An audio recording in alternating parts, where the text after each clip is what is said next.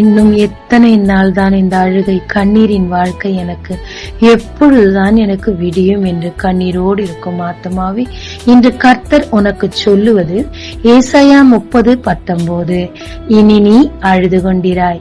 உன் கூப்பிடுதலின் சத்தத்துக்கு அவர் உருக்கமாயிறங்கி அதை கேட்டவுடனே உனக்கு மறு உத்தரவு அருளுவார்.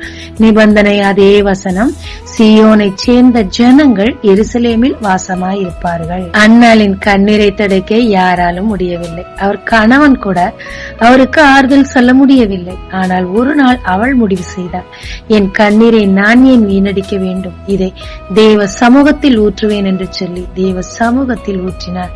தேவன் அவள் கண்ணீரை துடைத்து ஆறுதல் அளித்து அவள் கேட்டபடி அவளுக்கு ஒரு அழகான ஆண் குழந்தை, அதுவும் தீர்க்கதரிசியாய், அதற்கு பிறகு 5 குழந்தையும் கொடுத்தார். தாவீது சிக்லாக்கில் எல்லாவற்றையும் இழந்து அழுதார், மிகவும் அழுதார்.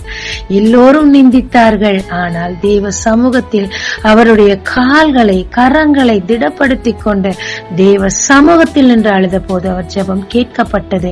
இழந்த எல்லாவற்றையும் திரும்ப பெற்றுக்கொண்டு அநேகவற்றை இரட்டத்தனையாய் பெற்றுக்கொண்டார். முதல்ல நிபந்தனையில் சொல்லப்பட்ட பிரகாரம் நாம் தேவ ஜனங்களோடு வாசம் செய்கிறோமா, சபையில் உள்ள ஜனங்களோடு மற்றும் ஜெப குழுக்களோடு ஒரு உறவோடு இருக்கிறோமா? தனித்தனியா அழுதா அணைஞ்சு போயிருவாங்க.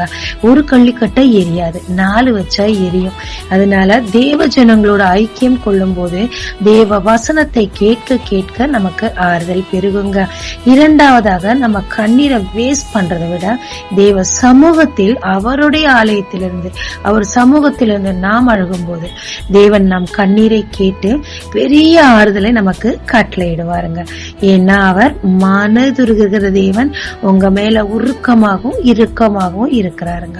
அவர்கிட்ட கேளுங்க, அவர் உங்களுக்கு மறு உத்தரவு அருளுவார். ஜெபிக்கலாமாங்க. தேவரே, நீர் மன உருக்கமும் இரக்கமும் நீடிய தயமுள்ள தேவனா இருக்கிறபடினா உங்களுடைய சமூகத்திற்கு வருகிறேன் அப்பா.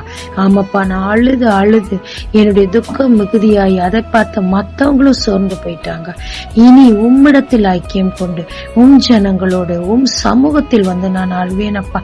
ஒரு நல்ல ஐக்கியத்தை எனக்கு தாருமையா.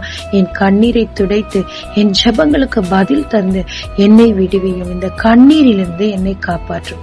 இயேசு மூலம் பிதாவே, ஆமென். இயேசு கிறிஸ்துவின் நாமத்தில் இந்த நாளில் உங்களை ஆசீர்வதிக்கும் ஜீசஸ் விஷன்.